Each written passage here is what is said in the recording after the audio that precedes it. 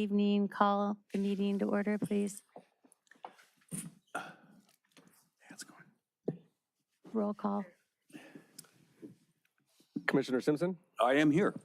Commissioner Bajaj, Here. Commissioner Anderson, Commissioner Nafisi absent, Commissioner Beely, Here. Commissioner Sao, Here.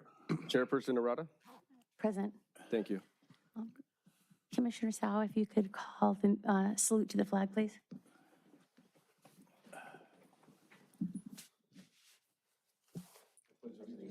To the flag of the United States of America and to the republic for which it stands, one nation, under God, indivisible, with liberty and justice for all.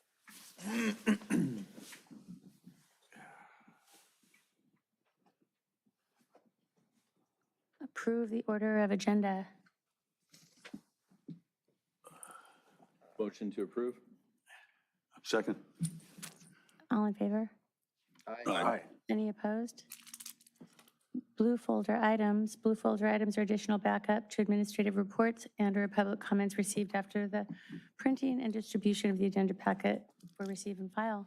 We do not have any blue folder items. Is that correct? No blue folder items tonight. All right, consent calendar. Business items except those formally noticed for public hearing or discussion are assigned to the consent calendar.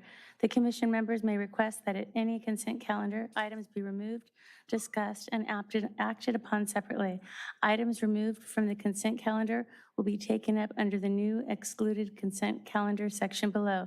Those items remaining on the consent calendar will be approved in one motion following oral communications.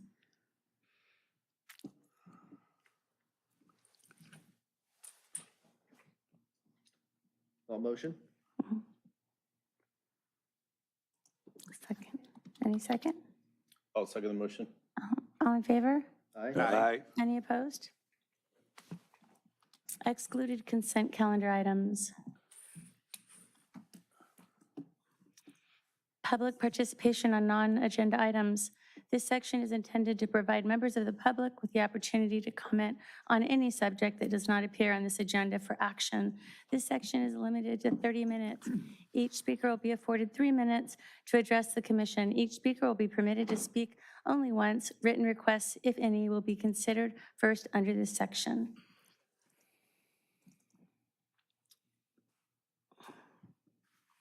Public participation on non-agenda items.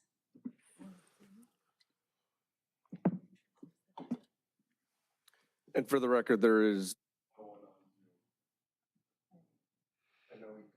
Okay. Items continued from previous agendas.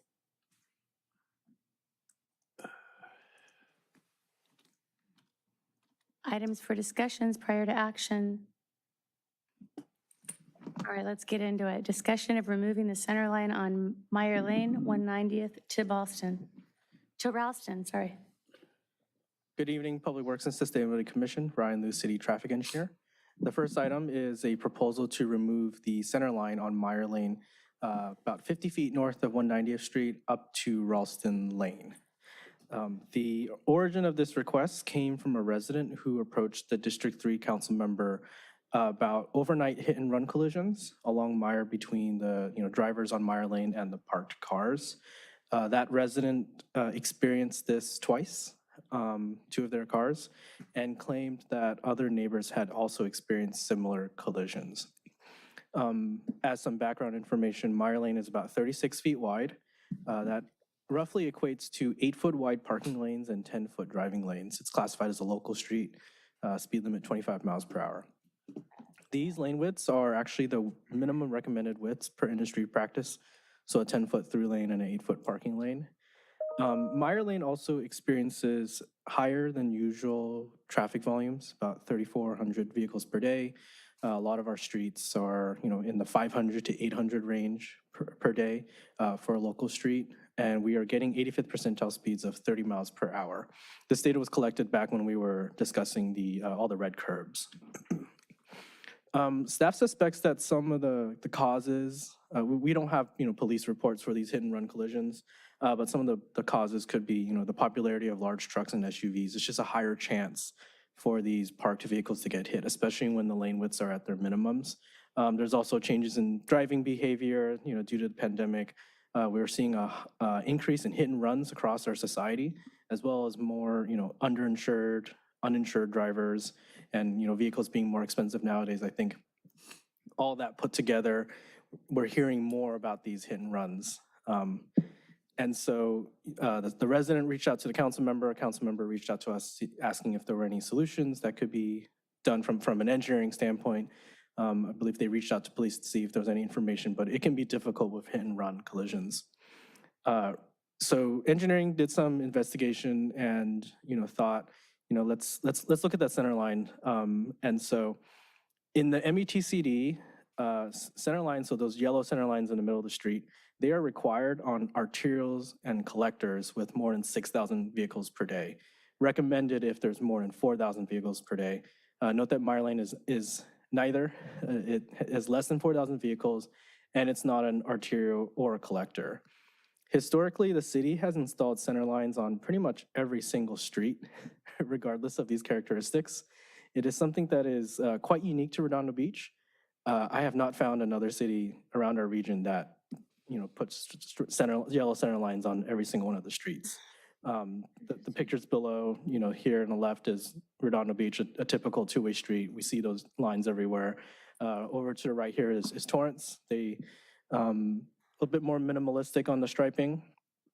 And so based on that, as the city repaves and resurfaces streets, we're peeling back on those center lines, especially on these residential streets, except for 50 feet at the approach of a stop control. So we will keep 50 feet of the double yellow solid center line along with the stop bar and the stop pavement marking.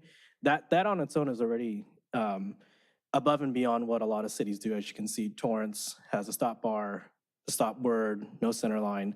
Some cities don't even put the word stop, they just have a bar and a center line, a small center line or no center line at all. So that's our practice moving forward. But for this case in particular, we're coming with a proposal to remove that center line on Meyer, primarily to provide some additional breathing room and maneuverability space for drivers who may need to drive closer to the center of the street. Perhaps there's a large vehicle where their wheels are not parked right up against the curb, so they're sticking out a little bit.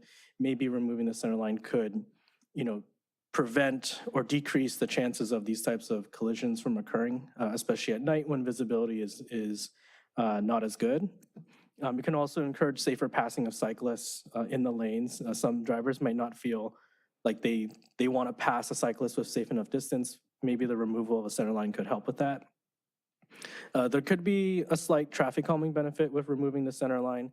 There are some schools of thought that state that the center line sort of assigns ownership of a road, that that the side of the street that's closest to you is yours and yours only. So it might make you feel like you might want to speed up a bit. And whereas if you add some uncertainty, at least towards the middle of the roadway, perhaps that could encourage some extra caution, pushing those drivers away from the sides of the road, especially as they meet some oncoming traffic. They might slow down a little bit so that those two vehicles can sort of squeeze by each other. So that's our recommendation tonight, is just to remove about 1,200 linear feet of that solid line along Meyer Lane, given that it's a little bit busier and a bit of a narrower street. But maintaining 50 feet or so at the 190th intersection so that vehicles can get into the proper lane to trigger the traffic loops and ensure two-way traffic. And then keeping the center line north of Ralston due to the grade in the street. At sections where the street is a little bit steeper, we do want to have that center line so if drivers can't see over a hill. So here are the available alternatives, and happy to answer any questions. Commissioner Bajaj. Thank you, Ryan. First of all, very well presented. Thank you for all the background information. I think it's an interesting idea. I think, as you mentioned, a lot of school of thought is putting that in to actually slow down traffic. But if you're already seeing higher, 85th percentile speeds, and your plan in the city is to remove them going forward or not reinstall them after resurfacing, I think it'd be interesting to support the staff recommendation, see how it goes. I also think, though, it would be worthwhile just more out of engineering curiosity to see if there is a speed reduction in the future. Yeah, that's something we can definitely look Yeah. at. We have the before data already. Yeah. And that I think that is a good idea. That's something Yeah. we can collect and see Just kind of, what the it's effect also good is. just for sort of like industry research. Yeah, But yeah.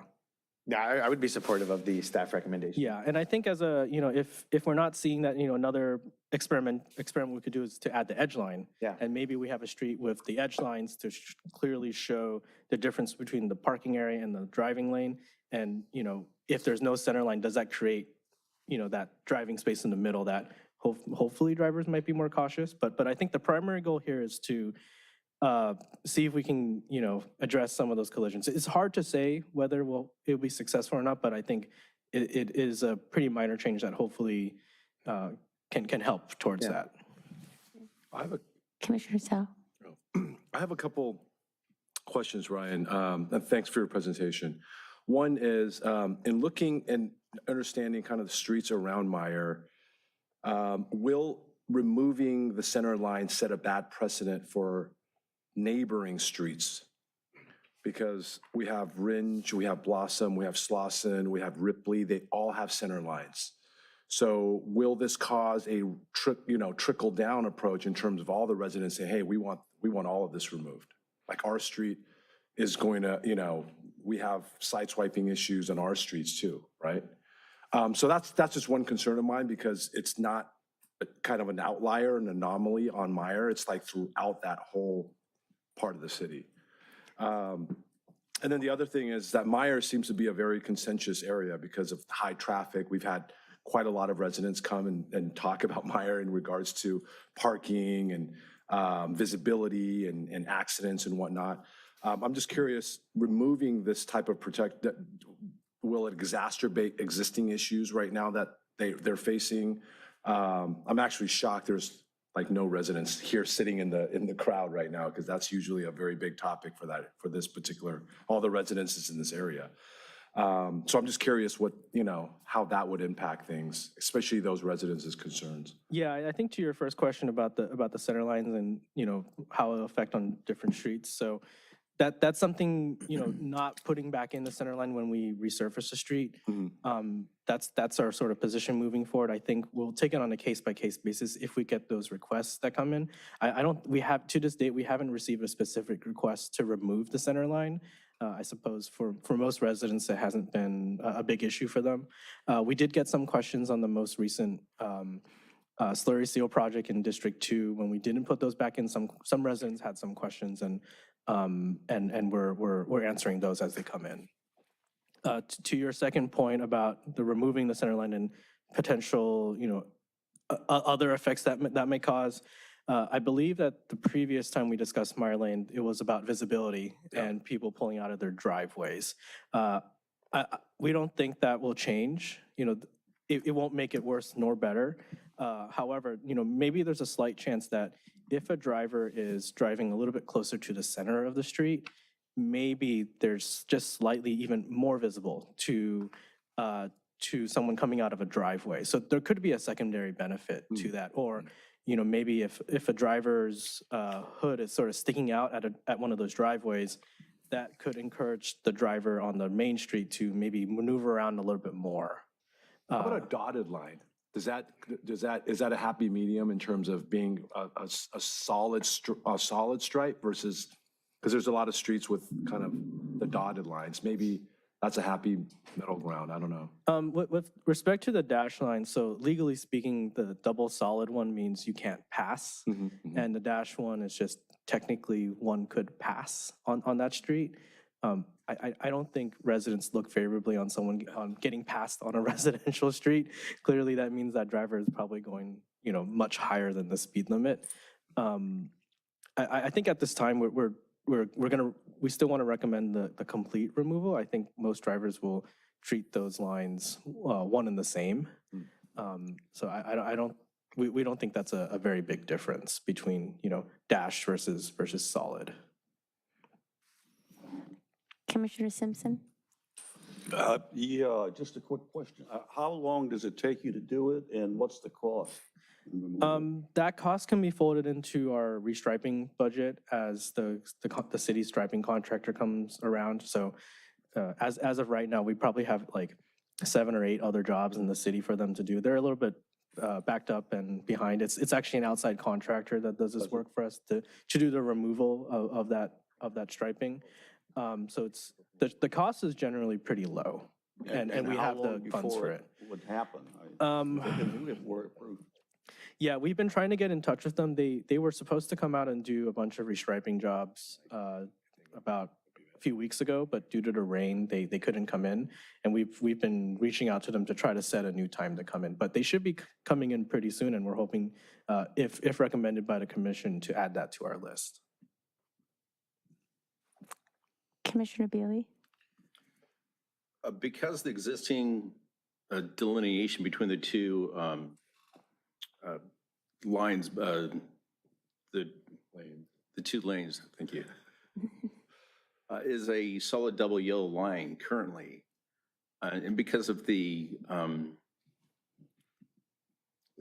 amount of traffic this street gets, wouldn't it behoove the city in order to put a dash line or leave a dash line there just because of the amount of traffic it gets? According to the standard that we're using here is MUTCD, and the traffic levels are lower than that recommended for they require it on streets with over 6,000 cars a day, recommended if there's over 4,000 cars a day. We're not at 4,000, and this is not a arterial or collector. So we feel we can defer at least to the MUTCD on this and the practice in other cities. Okay. But from what I remember, there's a lot of Amazon, UPS delivery, like a lot of complaints from residences there. So there's probably a lot of double parking there, right, of delivery trucks. Perhaps, yeah.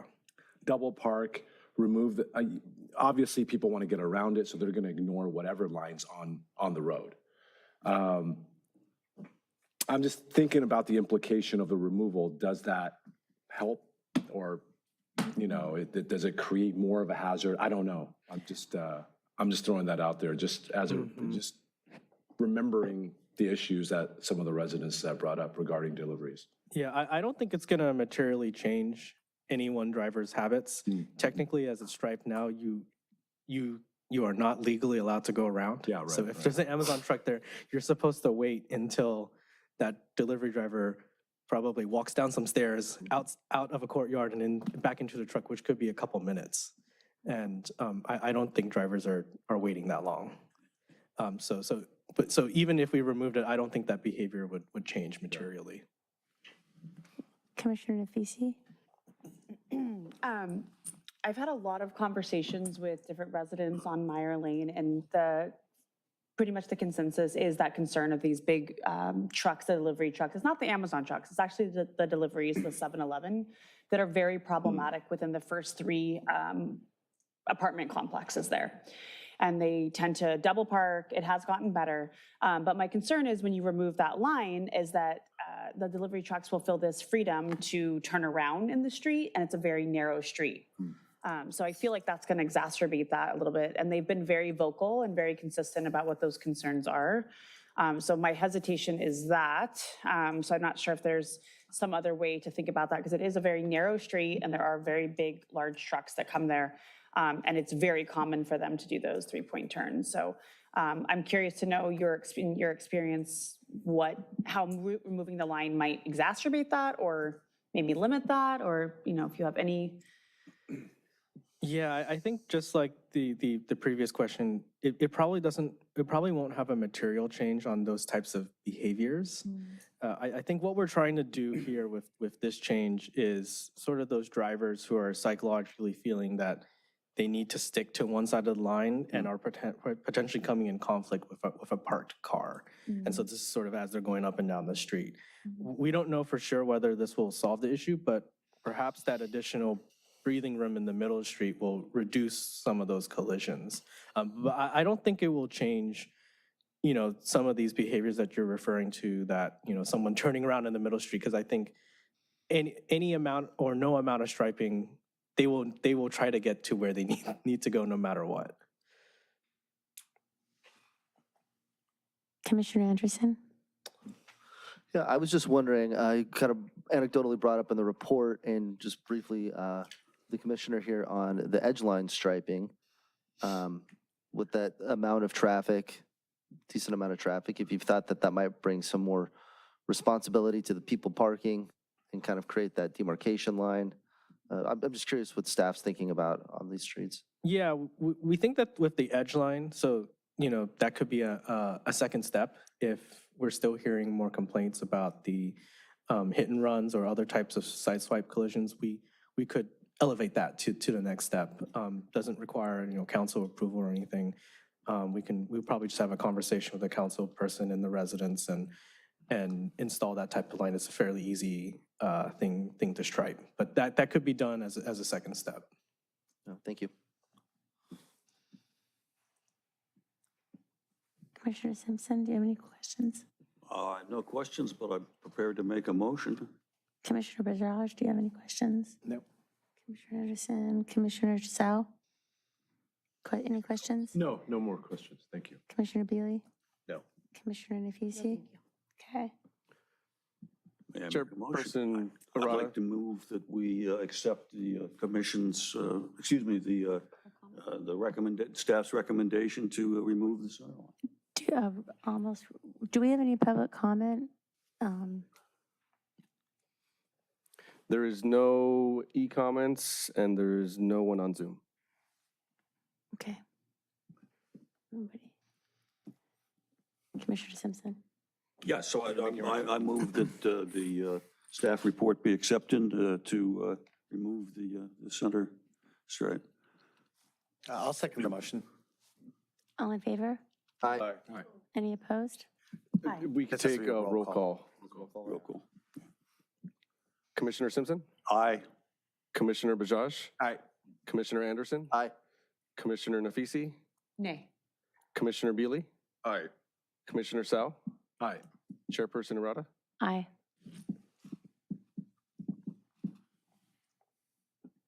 All right. Okay, moving on to Redondo Union High Access Study Update.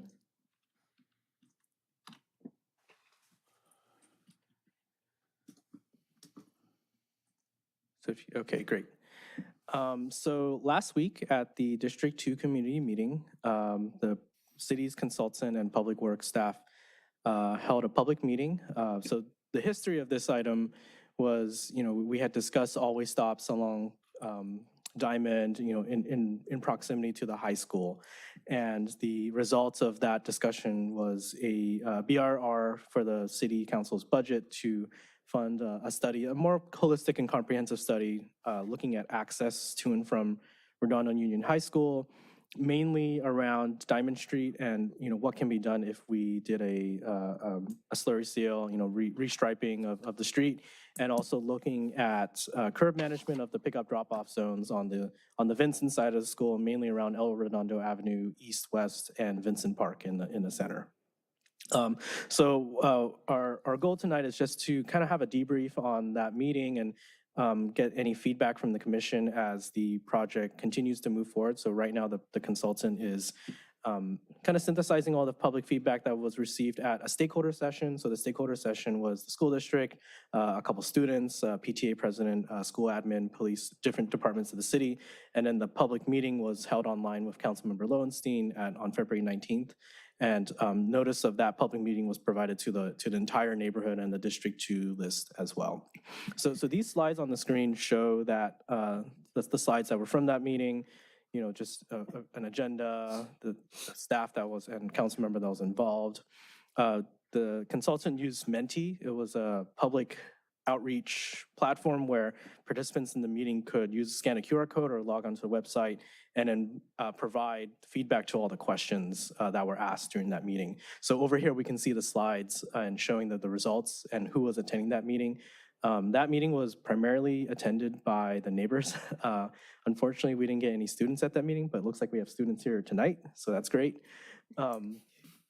We also talked about, like how those people get around the high school area, And we talked about the purpose of the project is just to gather data, community input, wanting to make Diamond Street a bit safer, a bit more accessible, changes to pickup drop-off areas, and any quick build changes that could be part of, when Diamond Street gets restriped. So, not looking into big changes to the curb ramps or the alignment of the street, but seeing what we can do within the existing curb to curb, within the constraints of the width that we have. We understand that the school has limited space to build, and we have limited space on our streets. So it's a lot of give and take and different types of trade-offs as we consider what could be done to this area. So right now, as I mentioned, they're compiling all the feedback and hoping to commence with the design after we have some more discussions with the council member throughout the spring and summer, and then looking for some sort of design and to move forward this fall. So here are the general study area of this project. So in blue highlighted is the streets that are being studied, Diamond on the north, and then the pickup drop-off areas that are surrounding the school on the Vincent side. Particular attention was paid to Seahawk Way and Diamond Street, this intersection, as well as the Always Stop at Alberta. So as you can see my cursor here, there's a lot of buses that stop here with students crossing the street, sort of not in a crosswalk, but they're still crossing right in front of the bus here. This entrance here is heavily used by bicycles. There are just as many cyclists entering here as there are vehicles. So that was an interesting data point. Let's see. We heard about wanting additional pickup drop-off zones, perhaps along Francisca. The school has in the approved bond measure. We'll be considering additional pickup drop-off zones and some sort of rework on the Francisca El Redondo West side of the school. So there's potential opportunity to work with the school district. And throughout this project, we've been in close contact with the school district to find recommendations that are acceptable to them as well. We will need their approval and buy-off on any changes made so that it interacts nicely with the streets on the city side. We got some feedback about where people prefer to pick up students, where students prefer to be dropped off. We suspect that a lot of the participants in this meeting lived on the Vincent side of the street, so we're seeing, when they see traffic backups, is usually based on what they see in their sort of hyper-local neighborhood. We've heard a lot of complaints from people from Diamond saying that there should be more traffic on Vincent and vice versa. So it is quite a complex issue. We do have counts of the number of bicycles. So in 2022-2023, Beach City's Health District did a count of all the bicycles that were entering the schools. So it's about 150, 160 cyclists. And then just about a year later, this count that we did most recently, that the bike traffic has doubled and the enrollment has stayed about the same. So by all accounts, this is, there are a lot of strong feelings about cyclists and e-bikes, but this is 150 less vehicles entering the school area every day. So I think from an overall perspective, it's a success. Are encouraging more students to bike and reducing the number of cars circulating through the city's roadways. We've took an inventory of all the bicycles parking around the campus. The bulk of that parking is along Seahawk Way with another corral at Francisca. We did notice a lot of cyclists locking their bikes to railings and posts, probably where it was most convenient to their first class, or if there was not enough space to park on campus. And we've heard that the Seahawk Way entrance is typically overcrowded with cyclists and vehicles mixing in that left turn space, and we've noticed that it can be quite chaotic there.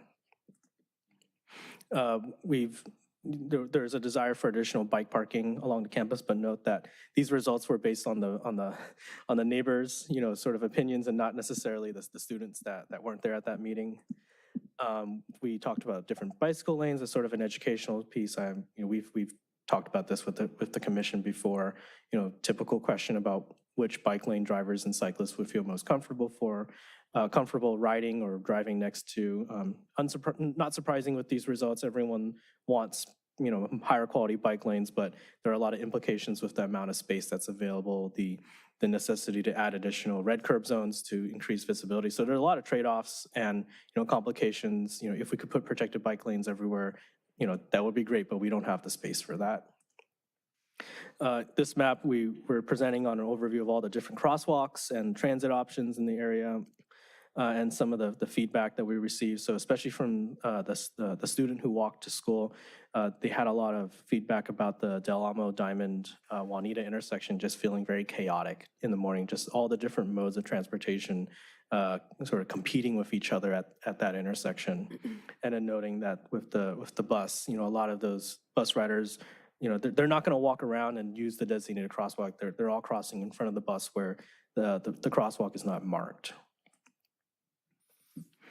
And, a lot of dots about which intersections need the most improvement. There was also a collision analysis done. So what was noteworthy was that almost half of the crashes that occurred along Diamond Street in the last 5 years involved pedestrians or cyclists. Unfortunately, this is not surprising given the number, being next to a school and the heavy cyclist traffic and pedestrian traffic. Those crashes mainly occurred during the peak school hours, which is, not surprising as well. And here's a map of those crashes. A lot of them happened near PCH, which is sort of not within the study area and not within the city's jurisdiction, that's Caltrans. But there were, sort of a sprinkling of crashes mostly at intersections. Most crashes that happen at intersections. And a lot of safety concerns aren't reflected in the crash statistics, so we also asked residents where they experienced a near miss, things that aren't necessarily reported by the data.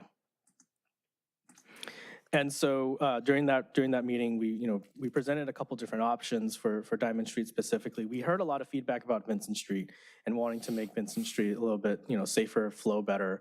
And so that's what we're looking into moving forward, is just trying to address some of the concerns we heard from residents about Vincent Street. But generally, for the changes that we're proposing on Diamond Street, just safety is number one, providing access for as many people as possible, using the latest and greatest standards and guidance, and then working within the available space. So here we're noting, potential for additional pickup drop-off zones, perhaps expanding those during specific school hours, maybe some additional zones along Vincent or El Redondo Avenue on the east side near the baseball fields, perhaps some limited time zone pickup drop-off zones on the north side of Diamond to prevent, to reduce the need for vehicles making those left turns into the lot. There's a variety of options on the table with that restriping. One alternative specific to the Seahawk Way entrance is to make that exit only and forcing all the entrances on Del Amo. This provides additional space for cyclists to enter. We do have limited space along Seahawk Way, so under this alternative, we would be providing a dedicated left turn lane for the cyclists to enter, and then forcing exits only for vehicles on the right. This entrance area would still be open to vehicles needing to go into the administration lot or the staff parking further down Seahawk Way. Most of those trips happen before the students arrive to school. So, under this option, we were providing some dedicated space, separating the cyclists from the vehicles. Also noting that there is enough space to provide a protected bike lane, at least on one side of the street. And that provides additional space and separation between the drivers and the cyclists. Here are some potential changes we could make at the Del Amo Juanita intersection, some striped curb extensions, tightening up the intersection, reducing the number of vehicular paths. So we have, outside of the school hours, we have pretty low volumes for, turns. And so at least under alternative one, we do need to preserve the left turn space here since everyone would be required to turn in. But on the other side of the intersection, this space is not really required. And by simplifying the number of lanes and the curb extensions, at least for pedestrians, it would be a much simpler intersection to navigate since you're not having to cross, 4 lanes on Diamond and then 4 lanes on the side streets where people are kind of sneaking up into the corners and making right turns and left turns. And under this alternative, making the Del Amo entrance one-way inbound only. Here's another option where we are preserving all inbound access at Seahawk Way, but then providing exit only, or maybe still preserving entrance and exit access on Del Amo. So this sort of flips the the Seahawk driveway where we are still providing the left turn space in for drivers, but we do have enough space to provide a bike-specific left turn lane. So that will also help separate the cyclists and the drivers at the intersection, so they're not, like, hopefully not weaving around each other as they're trying to enter the school. This also provides, in both options, space for the cyclists to exit the school and also make a left turn back onto Diamond if they're sort of going down towards the coast. Similar types of treatments at the Del Alamo intersection, perhaps some space for art for the students to decorate the street. Under this option, we could, instead of a protected bike lane, we could do a buffered bike lane.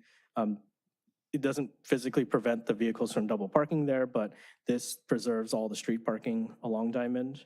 Some of these things can be interchangeable between alternative 1 and 2. And the Del Alamo driveway here under alternative 2. Inbound access could be still preserved.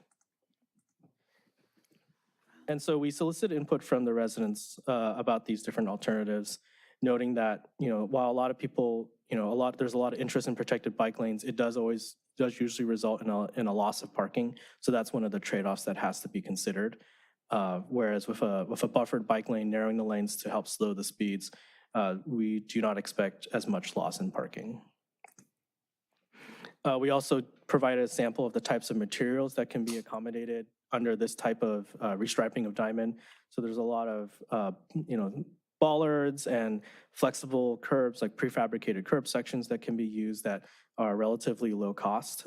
Even this, up at the Flagler Alley, we do use some of those quick build materials to provide curb extensions. And so we shared these with the community as well.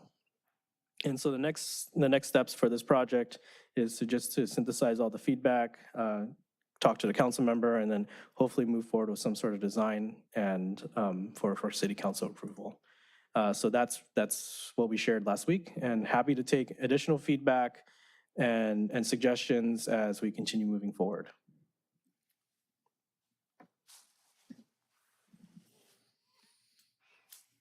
Do we want to see what the public? Yeah, of course. Any public comment?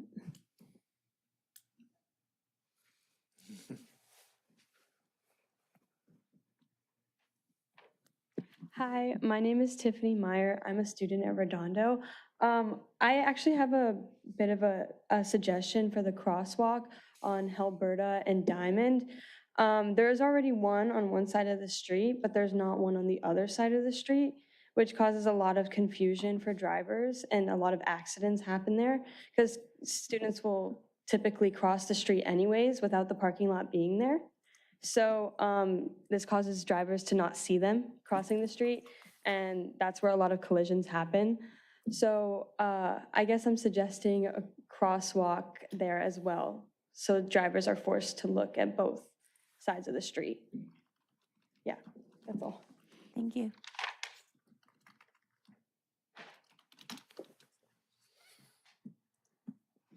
Alberta and Diamond. Got it. That's the intersection that's just south of Seahawk Way? Yes. Right, or just west? Just downhill. Yeah. Got it. Anybody else? I think that was one of the initiatives that was brought to our attention before, right? It's installing a crosswalk there on that street, I believe. Does anyone else in the audience want to speak? No, I don't believe so. Anybody else want to speak? Come on up. Anybody? Anybody? Okay. So I guess to answer Commissioner Sal's question, I think the public comment was about adding a second crosswalk at the always stop, right where the bus stop is. So that's certainly something that can be looked at. We're also considering changes to the bus stops themselves. Perhaps the bus stop can be on the other side of the intersection so that students are crossing behind the bus at the existing crosswalk. So that can be done at the same time as adding the second crosswalk or instead of that second crosswalk. So all that is on the table to be considered. I believe there was also a request to add additional crosswalks, at Guadalupe or the blocks further south, and that can also be considered as well.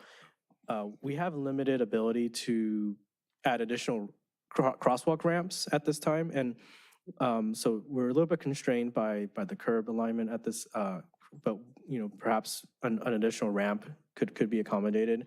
Another thing to note is that when we add another crosswalk at a different block, parking will be lost. So there's a continuous line of parking on the school side of Diamond. So anytime you put that crosswalk, you have to take away at least 2 parking spaces to get the visibility and all that. And we're trying to, preserve parking as we can. We did hear a lot of feedback from residents asking if the school could build a parking garage or additional parking. We're not sure exactly if the school is interested in that. But I think from the city's perspective, additional parking in and around the school will likely result in more students driving to school, which may or may not be a desired outcome. Commissioner Bujaaj? Yeah, so thank you all for coming out. It's nice to see our community partners, our high schoolers out here. Yeah, it's always that fine balance of, the additional crosswalks, the loss of parking, the protected bike lanes, and everything has to be weighed out.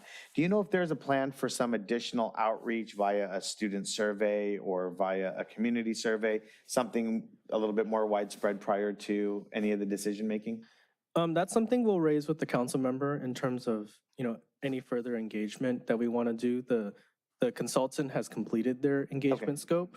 But I think, certainly at the direction of the council member, we could potentially, do some of that ourselves and fine tune any feedback that we get. Yeah. And my last comment is, it is reassuring and it's nice to see so many more kids on bikes. And exactly like you said, every bike on the road is one less, vehicle on the road. And I mean, that's the goal for so many districts and cities across the country, is just to really increase the bicycle ridership. So I think it's great that we've doubled in how many, in 1 year, 2 years? Yeah, 1 to 2 years. That's amazing. Yeah. Commissioner Bealey? Yeah, great presentation. Hopefully, we can also ask the parents to come from all over the city in order to drop their kids off at Redondo Union. I know that I've been there twice today, once in the morning, once at the end of the school. And there's reasons why my wife and I don't ever go into the parking lot to drop our students off, because it is, once you go in there, it's a 20-minute wait to get out. I mean, it's not fun whatsoever.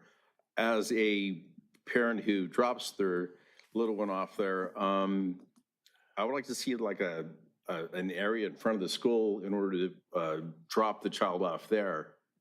I think we have like some pickup drop-off area that's not very well defined in front of the school. Well, there's one inside the school that it's all in red.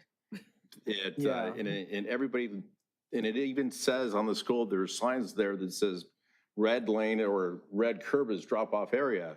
However, when they drop off in that area, you can't get by. There's no room whatsoever.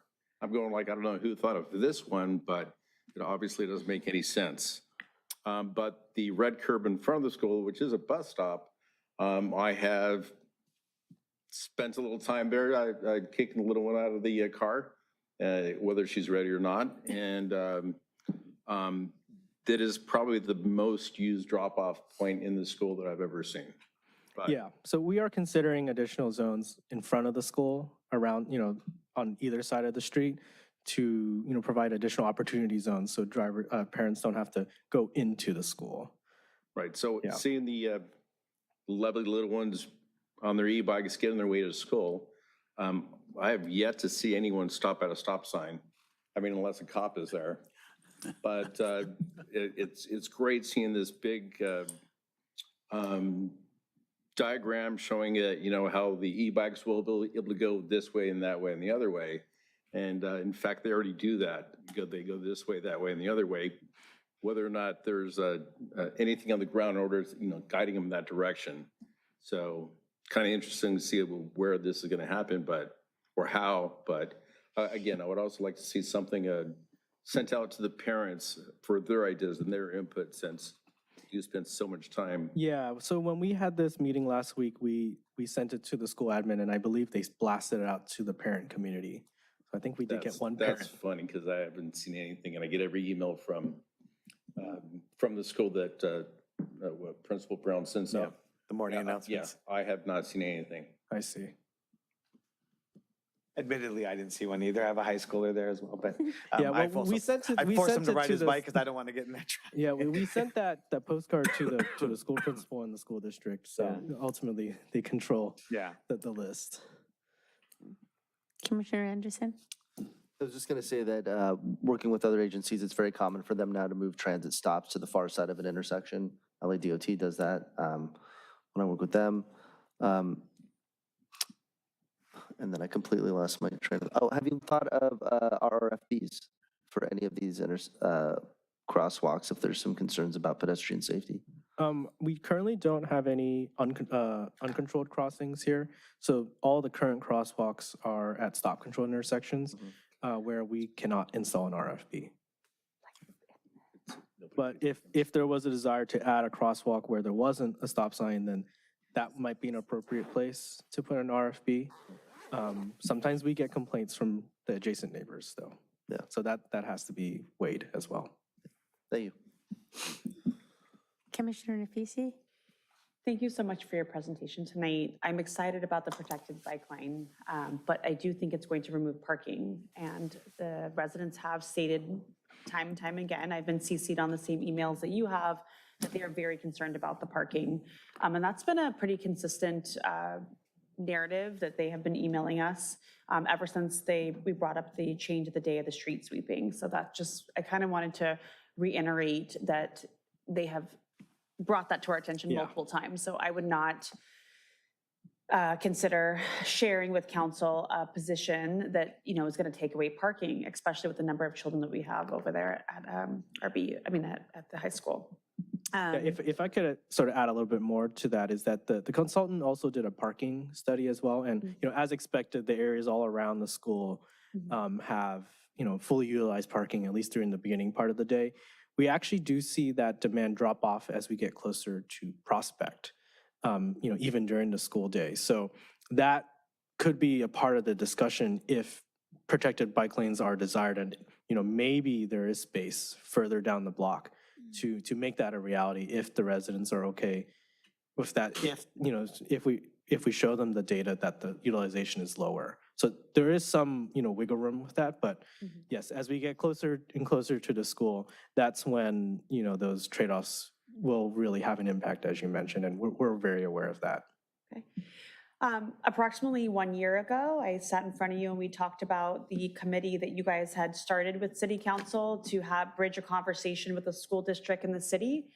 Because these concerns continue to come up, what has come of that? Because this seems like something that they need to be providing input on, and I would love to know what, their take on this and what kind of homework that they've done on this.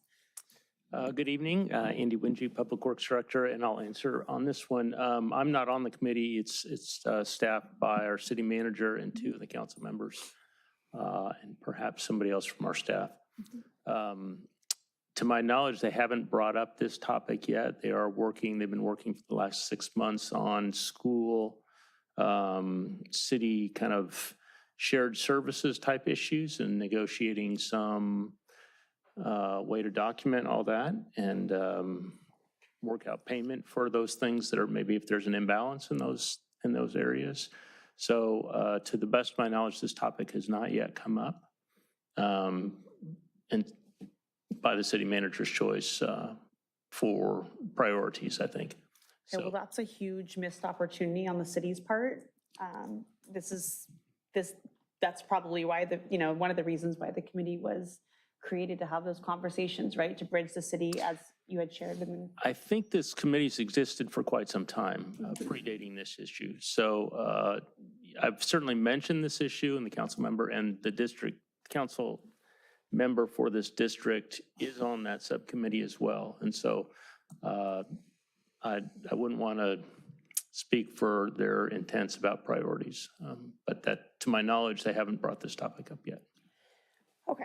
And then lastly, I know that we're making significant headway and really connecting with the parents of the school, which I think is fantastic, and it provides one perspective. But are you guys going to make any more efforts to reach out to the residents? Because they're actually one that bear the impacts of some of these things. And what happens is you work in a silo, and you work with the school district and we give them everything they want time and time again.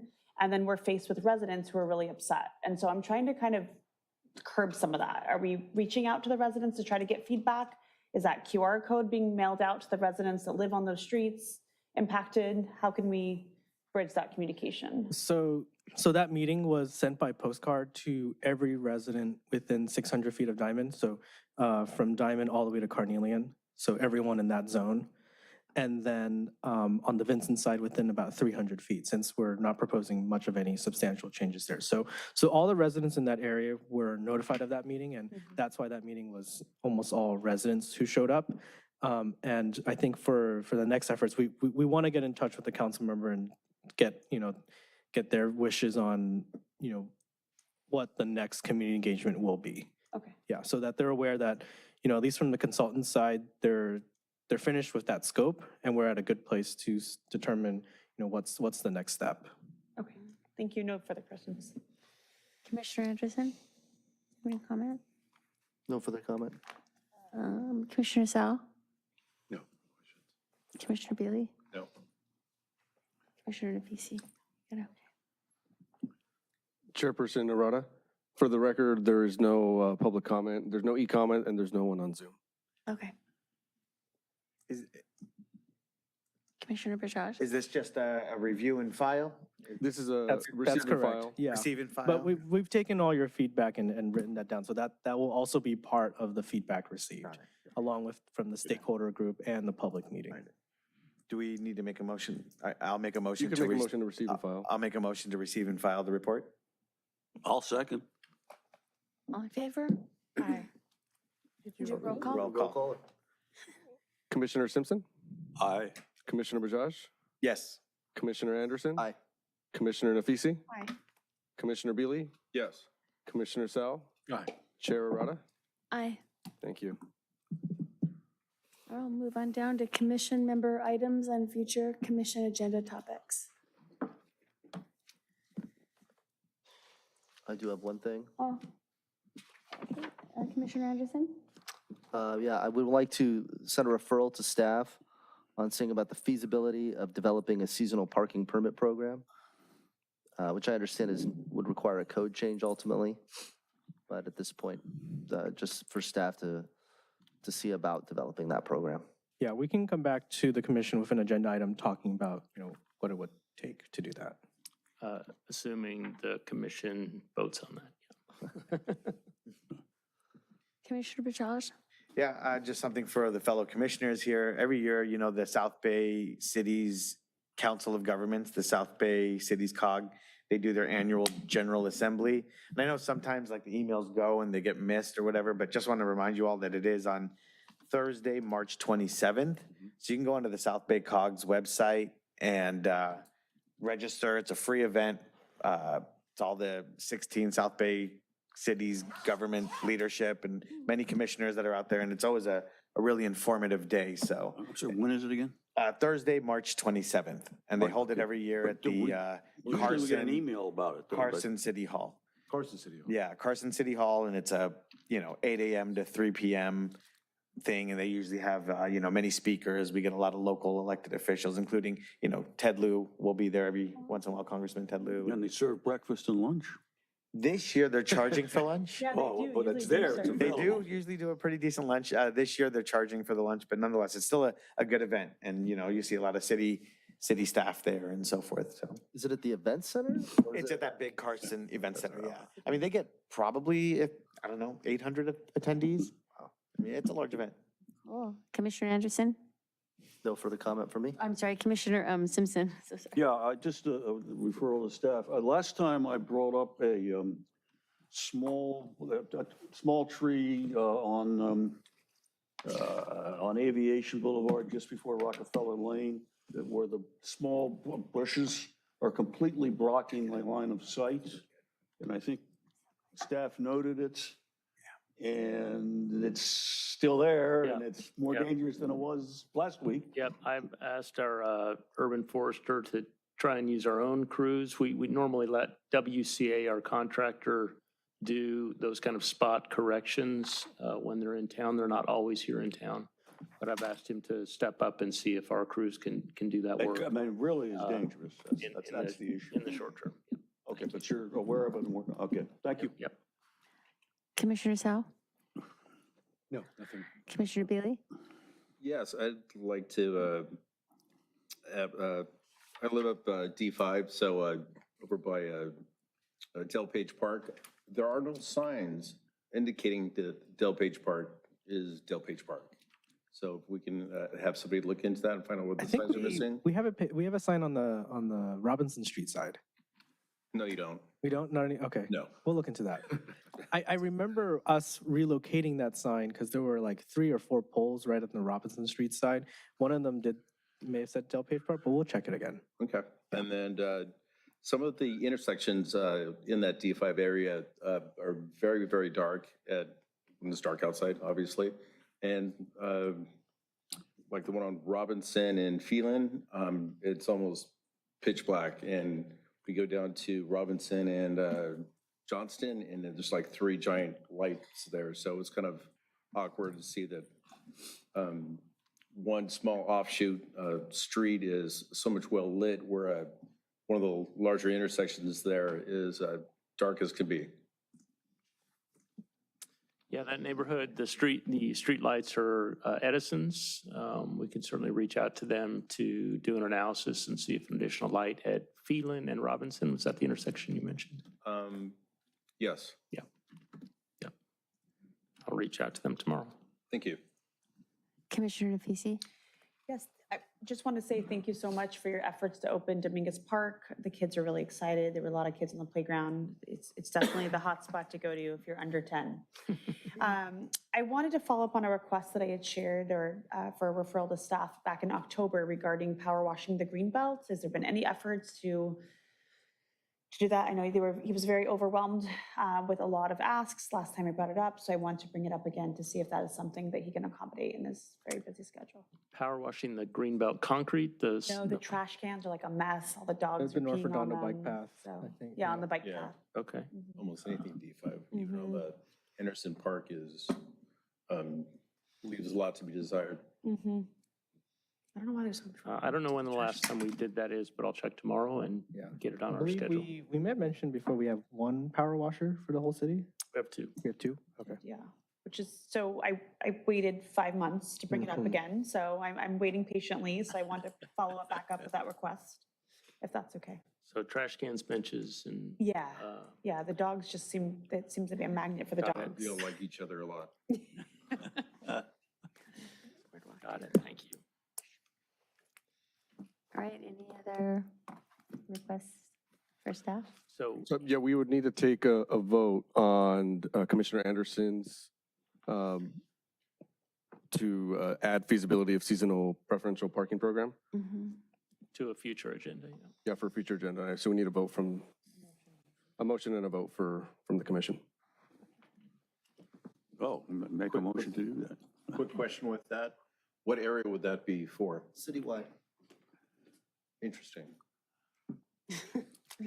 I think just for a little context, I think this is coming from the Avenue H holiday challenge, parking challenge we have there on the border with Torrance and the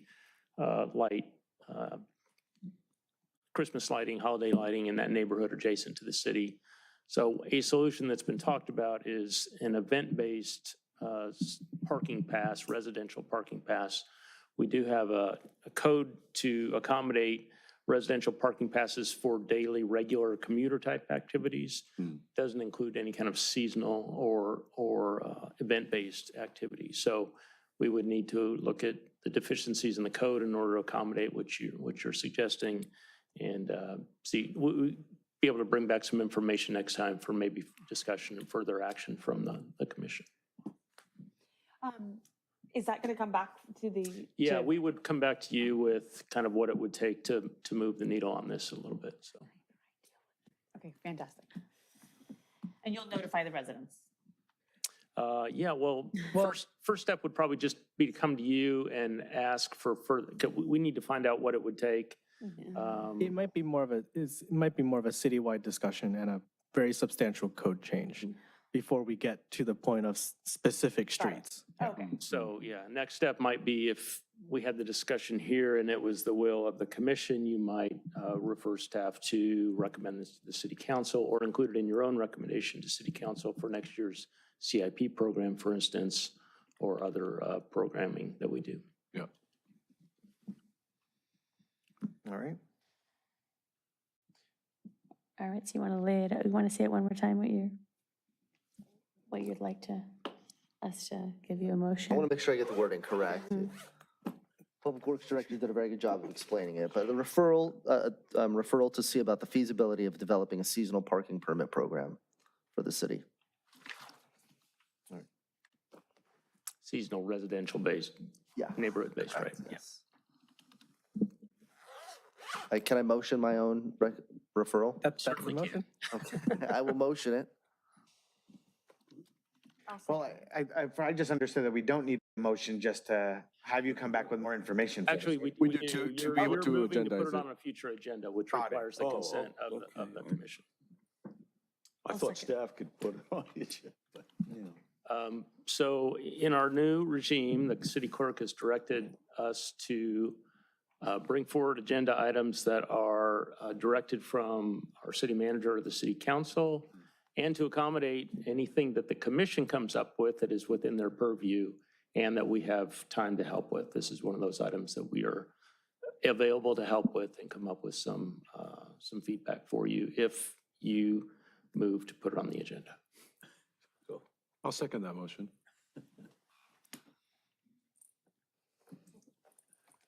Okay. So roll You call. want roll call? Commissioner Simpson, Aye. Commissioner Bajaj, Aye. Commissioner Anderson, Aye. Commissioner Afisi, Aye. Commissioner Beely, Aye. Commissioner Sal, Aye. Chair Arata. Aye. Thank you. That'll be interesting. With that, there's no further, can I make a motion to adjourn? Yeah, sure. Yeah. With nothing else further, I'm going to make a motion to adjourn to next Public Works meeting. I'll second. All right.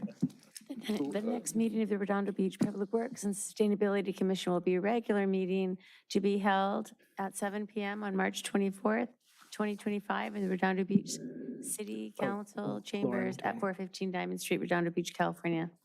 The next meeting, do we? Yeah, it's included. What's that? I think we have to just all say aye, right? Yeah. Aye. Aye. Aye. Okay.